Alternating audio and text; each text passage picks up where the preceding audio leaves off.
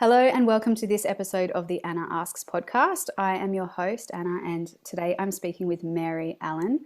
Mary is a doula based in Queensland who offers emotional and physical support throughout pregnancy, labour, and people's postnatal journeys as well. She has completed a birth doula diploma, as well as certificates in regards to breastfeeding, gestational diabetes, baby massage, hypnobirthing, and more.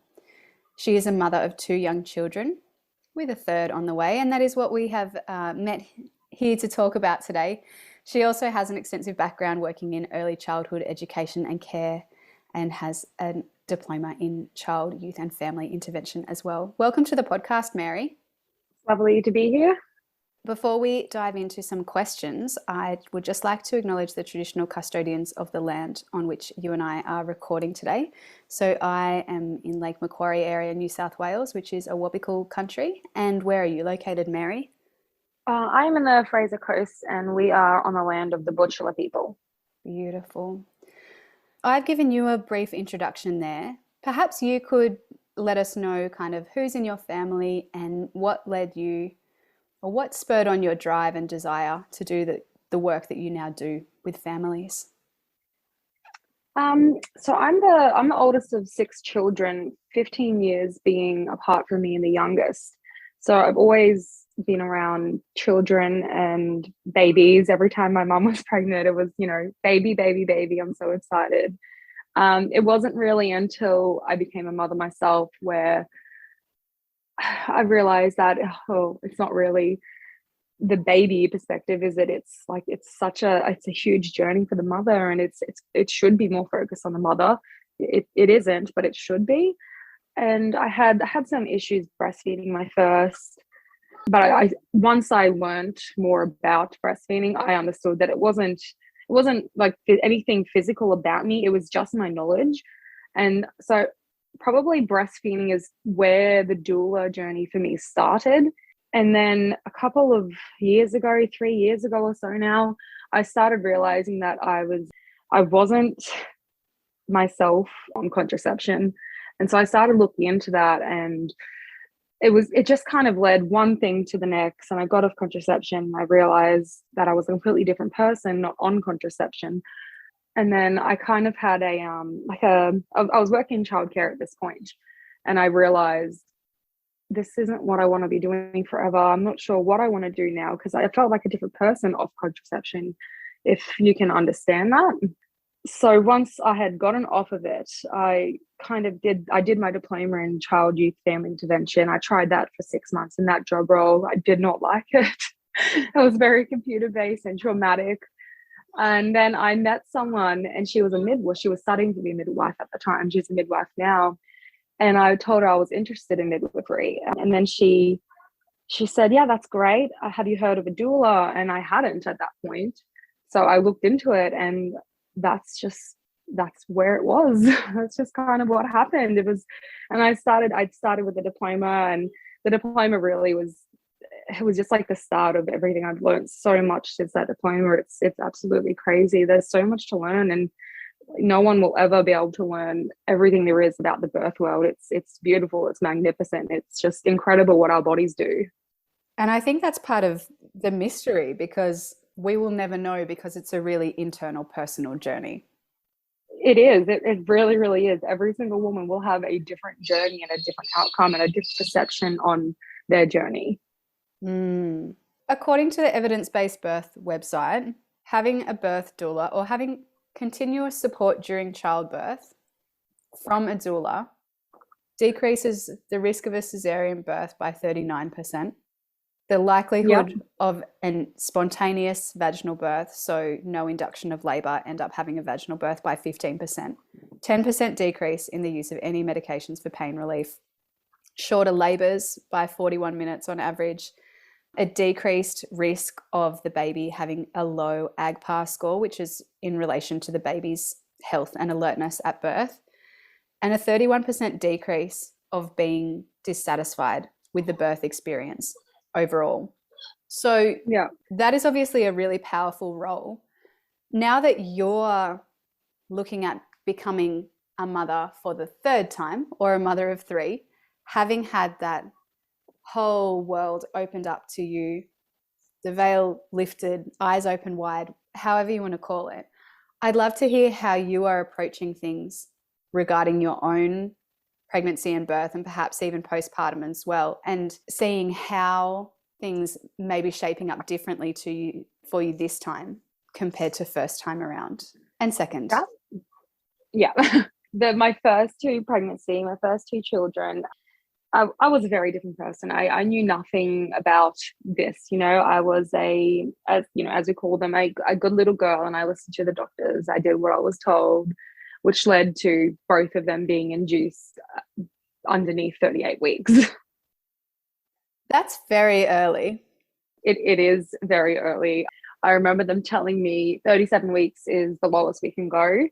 And I had doctors telling me, if you don't be induced, you will kill your baby, etc., etc. The whole kill the baby cut. I know that sounds bad, but they do it constantly to everyone. So I'm so used to it. It's it's awful, but they do it to women. And the good thing with induction is, I will admit, is that you can set the time. You have things planned, etc. And at that point in my life, I wanted that and I liked that. So I set the date specific to my mother being able to come down and be with, she wasn't with me, but being near us, because she lived a few hours away. So I did that. And it wasn't a crazy bad experience. Like, just in my few years of being a doula, I've seen much, much worse experiences for women being induced. So I did get lucky in that situation. But, like the births weren't empowering, as I've seen so many births now. And I don't feel bad. I feel like I missed out on those opportunities. I'm not sure if you're familiar with the maiden, the mother, the crone, all that stuff. Yeah, so that's the concept of how we move through different cycles or life stages. So before we have children, we're the maiden, and then we transition to the mother role.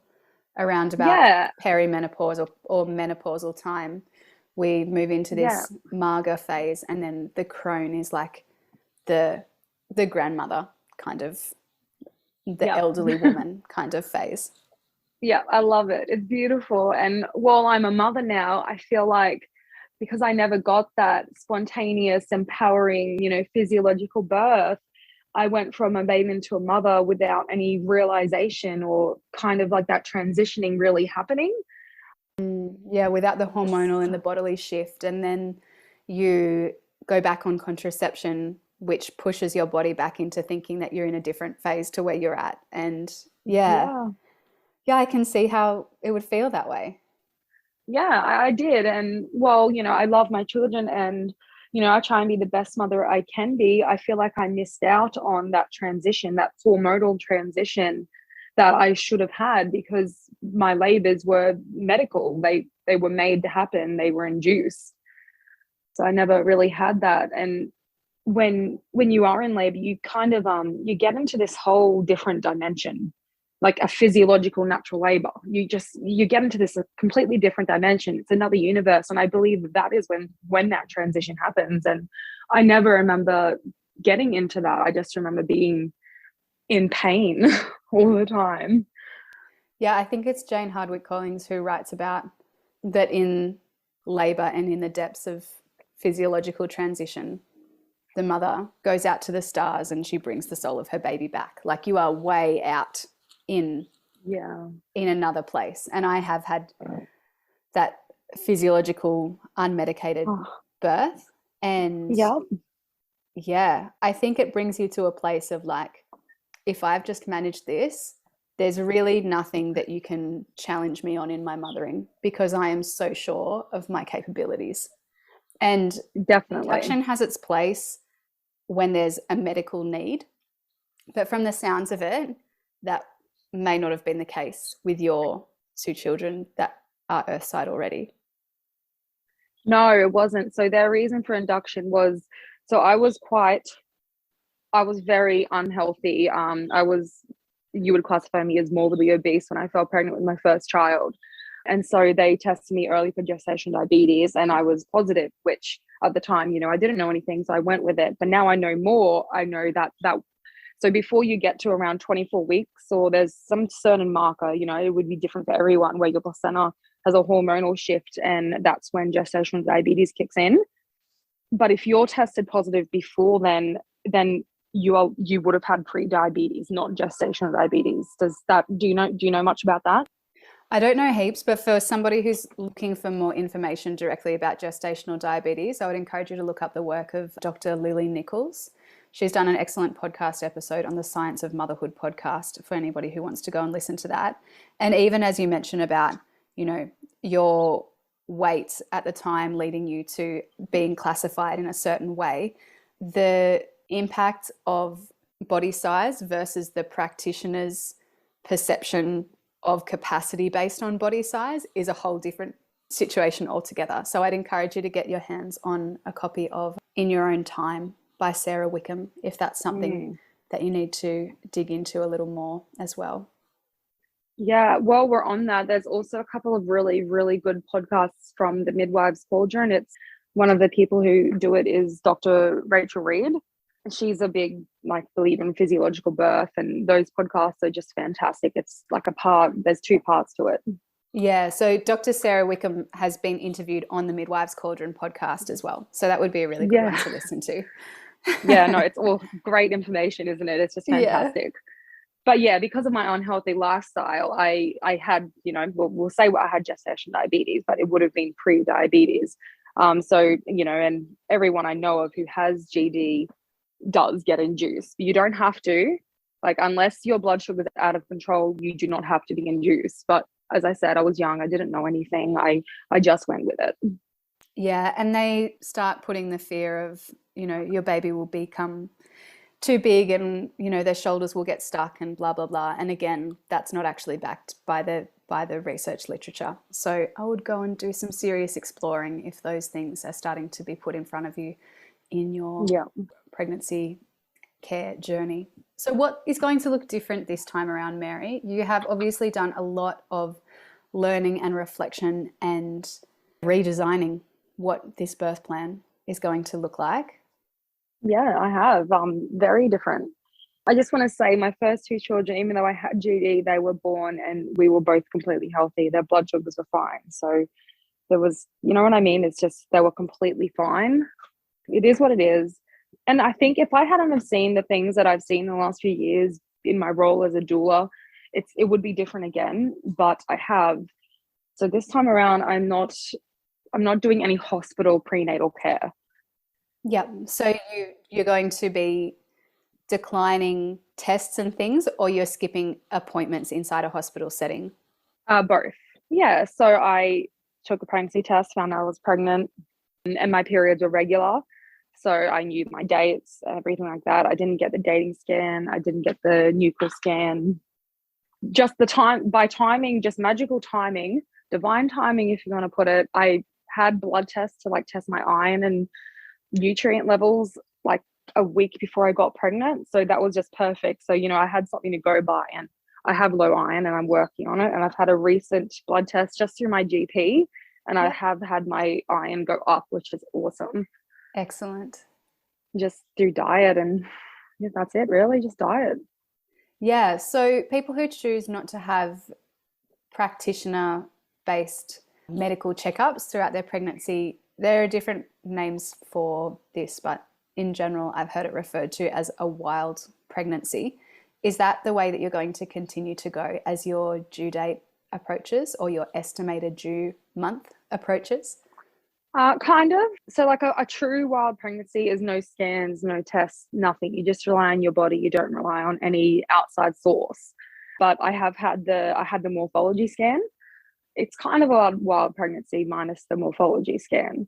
But going from here, I'm 23 weeks and 1 day now. Yes, I won't be seeing anyone else.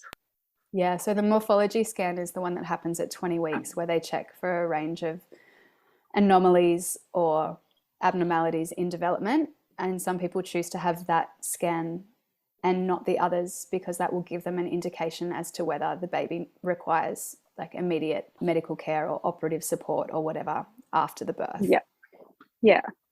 So you've mentioned that you're keeping in contact with your GP for those blood tests. Who else is in your pregnancy and birth support team? Hired an online doula, and she's just like Zoom calls. I think I get 8 sessions with her, and it's just kind of talking about how I'm going, how I'm feeling emotionally, spiritually, mentally. I've only had one with her so far, and she gave me some really good ideas and tips and just reminders of things, and it's really nice. It's nice to connect with someone where it's about me and not about you've got to do this to help the baby, you got to do this to help the baby. Like I'm a big believer that our bodies are designed to look after the baby, but there's no one designed to look after us. And I think that's where that emotional support from this online doula that I'm getting is just absolutely amazing. So good. And you're exactly right. Like we can see, even with the women and birth parents who are incredibly ill throughout their pregnancy with constant vomiting, a lot of the time the baby is still getting what they need. It's the mother that ends up completely depleted. And I think we can become like that in an emotional sense too, because we do, if you're engaging in appointments, then you're getting your belly measured and they're listening to the baby's heart rate. They check your blood pressure, but like, is that really for you, or is that for the perceived well-being of the baby or whatever? And it's kind of there's not too much emotional check-in, particularly if it's with a non-continuity of care practitioner model where you would essentially have to explain your story to a new person every single appointment. Yeah, that is the way it goes in the public health system. A lot of people who elect to have a more wild or unmedically monitored pregnancy choose to birth outside the system as well. What does your plan look like at this point? At this point, so people call it a free birth. So free birth is a medically unassisted birth. So no medical personnel there, no midwife, no doctor, etc. So my birth team will be my partner, my 2 children, my mother and my sister.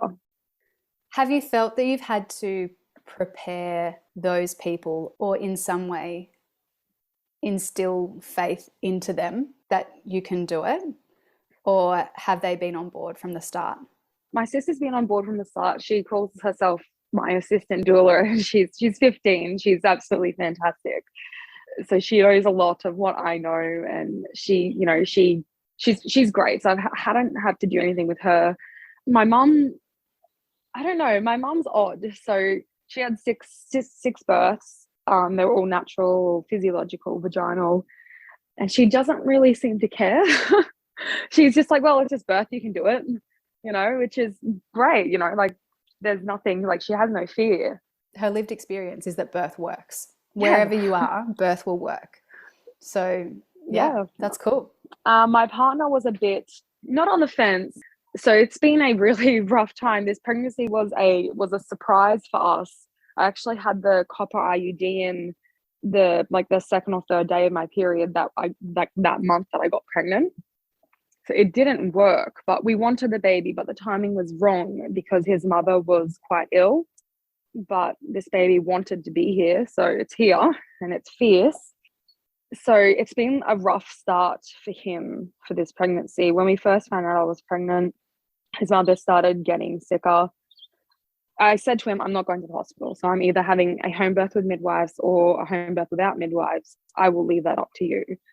Like, I was fine either way. I know the home birth midwives in this area, and they are just the most beautiful people you will ever meet. And he wanted them, so he contacted them, and they were great, etc. And then once I started talking to him about like what the actual problem is, like, why aren't you comfortable with us just doing this ourselves? I eventually got it out of him that it's not that he didn't trust my body or trust the baby or anything. It's just that he wouldn't have anyone there to talk to about it who has like experience or knowledge. And I reminded him that my mother was going to be there, who's had 6 children. And I don't know, something just clicked and he was completely fine. And he said, oh, okay, well, let's just do it ourselves then. And yeah, that's it. Yeah, right. That's fascinating. Sometimes we just have to do a bit of digging, don't we? We can make a surface level assumption as to why somebody is making a decision that they are, but it's really it's really not about that at all. Yeah, everyone goes and like this is what I do with like my clients as a doula, you know, like we have to dig deep into like what are your actual fears. Like you can't, like you shouldn't, you can, but you shouldn't take fears into the birthing room. You know, you should at least delve into them before you go into labor, so you know what to expect, or you know what those fears are going to creep up in labor, so you can deal with them in that moment. So I did that with him and that helped. Fantastic to have that background, particularly in the area of birth, when this is such a decision that we're coming to. Like, we do make a decision regardless of where we're going to birth, and we might feel like, oh well, I'm in this area, so I'll be going to this hospital. Like, you're still making the decision to go there, and there are other options. I think some people don't even realize that free birthing without a medical practitioner is actually legal to do.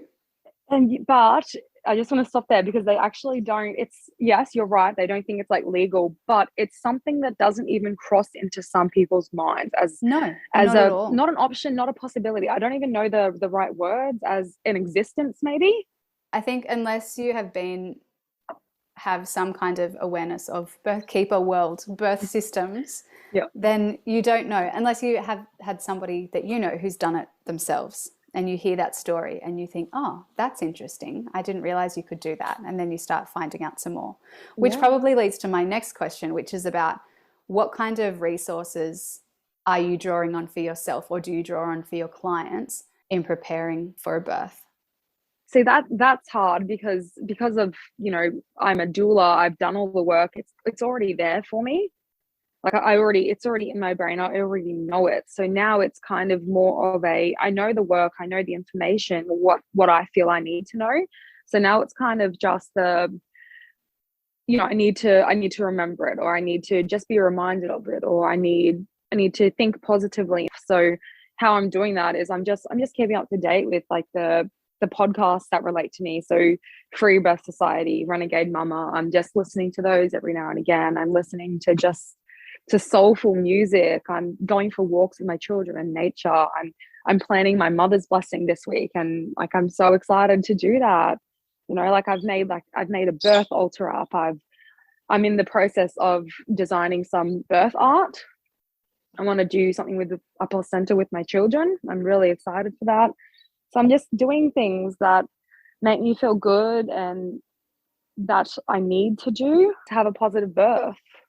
It's preparing the soul and spirit rather than looking for external information as much. I'm sure you're doing practical things too. You know, you're going to need like a stack of towels. You're going to need this thing. You're going to need this thing. You probably want to have some frozen food ready. But like a lot of this is about coming back to how you actually feel and listening to what your body needs, because that's what we need to employ when we're birthing too. Definitely. We need to be able to listen to our intuition and know that is that intuition, is that just fear, or is something actually wrong? You need to know whether you feel something inside you. Is that okay? You need to stop. You need to listen to your body. You need to think, is that normal? Is that not normal? Am I in pain, or is this just labor? Like there's so many things, but at the same time, you can't really be all heady once you're in labor. You need to just let things go. And like that's what I'm trying to prepare for. It's confusing, and it doesn't really sound like it makes sense, but I'm doing those things through, you know, I'm hungry. Okay, what do I feel like? Like training my mind to listen to what my body needs, instead of there's a cookie there, I'm just gonna eat that. For sure. So I'm planning my second home birth, and something that I'm doing is, you know, I feel like so far the work has been starting to plant the seeds and prepare my older child than actually really trying to do any kind of birth preparation myself. I read books on birth for fun, listen to birth podcasts for fun. So different kind of thing. And also approaching birth knowing I've had a physiological labor before. I have complete trust that this process works and that I can do it. How has your preparation looked for your kids so far? So my daughter's 7, and she's awesome. You know, my children are they know what birth is. They know babies come out of the vagina and all this stuff. So my daughter feels completely prepared. Like when I ask her, is there anything you're worried about? She doesn't have anything. you know, like she doesn't have any questions about blood or anything like that. My son is 5. He doesn't really seem to, I don't know, care. He's in his own Batman Bakugan world. Yeah, and it's just something that you talk about as part of your work anyway. You know, Yeah, birth is a normal part of your family's conversation and life. It's an everyday topic. It's not something that's sectioned off in a hospital that they've never heard about or seen before. yeah, that's right. And they've watched like so many YouTube home birth videos of, you know, babies Yes. being born, and you know, like it's not disgusting to them. It's not scary. It's just, oh, there's a baby. You know, they absolutely love it. And that's great. So yeah, I haven't had to prepare much. So exciting. Yeah, videos is the next thing. Yeah. How old's your child?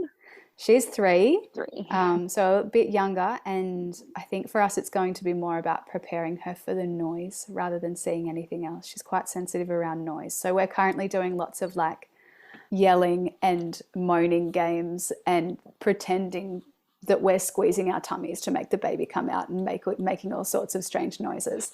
So we're doing a bit of role playing with the dolls and pillows and stuff, and I think now that we've kind of practiced on that, she can probably work up to videos next.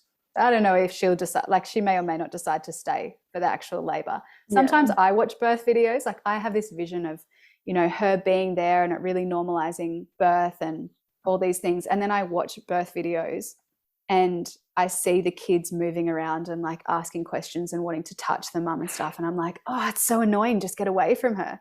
So I think there might be some point in labor where perhaps one of us elects that she's not present for it. So I think it's really important to go with the flow in that sense, because, you know, like the idea of I really want my child there, I want my children to see babies being born, and it's absolutely beautiful as it is, but you don't know how you're going to react in that moment. And so you need to have like options of, well, okay, if I'm feeling overstimulated or overwhelmed with the noise, or if I'm feeling like my child's a bit scared, what are my options here? Do I have someone to come and, you know, look after them or take them away?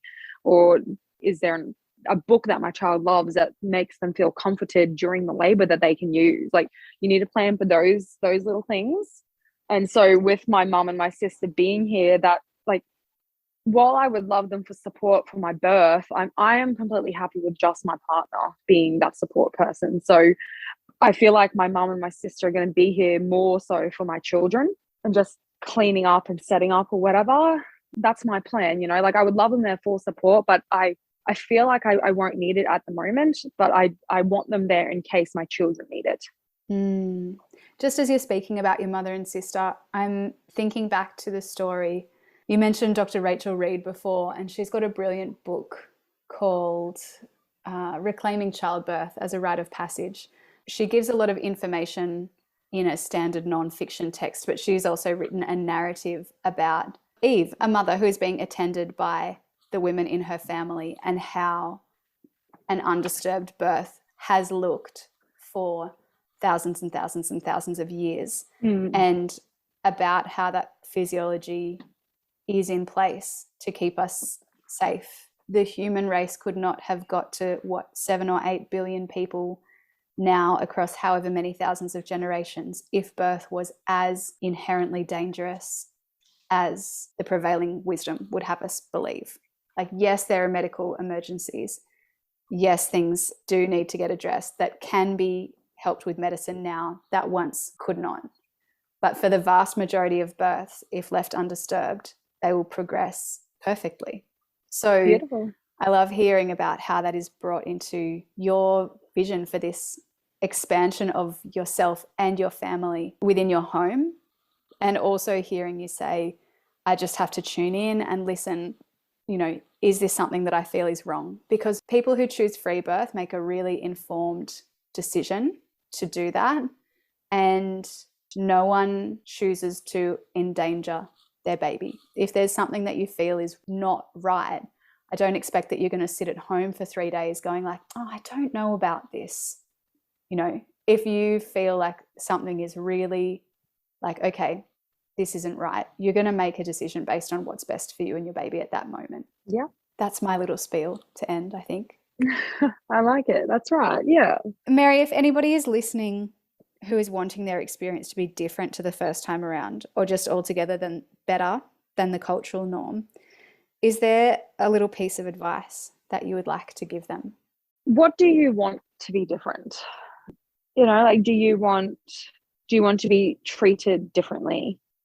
Do you want the outcome of your labor to be differently? Like, there's so many things that could be different. Like, do you want to birth in a completely different place? Do you want different people with you? All the research says that so much of postnatal depression, or the trauma that women face in birth and labor, is like, a lot of it is because of how they were treated, and not just what happened to them. And not because it ended in a cesarean or ended in forceps, but it was because no one stopped and explained what was happening, or no one gave them any options. So I think the big thing is like, you want a different experience, but how do you want that experience to be different? And if you choose the hospital again, like, do you expect it to be different because you're going to have a different midwife or a different doctor? Or do you expect it to be different because you choose to be more informed this time? I don't know, there's so much to it. There's so many pieces to the puzzle to collect and to understand before having the birth that you want. But I think a lot of it is to do with being informed, knowing what you want. And having somebody to step you through that process of unpacking what has come before, so you can really think about what you want to be different to, that is a powerful tool as well. And that's something that a lot of doulas and independent midwives are highly skilled at. So Mary, if anybody wants to connect with you and your work and follow along with you, where can we find you? So I'm just White Day Doula Services on Instagram, on Facebook. That's my website. Just kind of kept it the same, nice and easy. But I do need to update my website because after this pregnancy, after my pregnancy and my birth, I'm not doing hospital births anymore. I'm choosing to only support women in the Freebirth setting. I don't agree with what hospitals do anymore, and I don't want to put that secondary trauma and that stress onto me and my family. And I love the Freebirth. The Freebirths that I've seen have just been absolutely perfect and beautiful, and the women leave feeling so strong and empowered, and that's what I want to see. And this is my business and my life, and that's what I'm choosing now. And I know we already sound like super fans from the Midwives Cauldron podcast, but their most recent episode, as we're recording this, is about the experience of transition during a free birth and undisturbed birth. So I don't blame you. Thank you so much for sharing your expertise and your personal story so far with us. All the best for the remainder of your pregnancy and your birth. Thank you very much.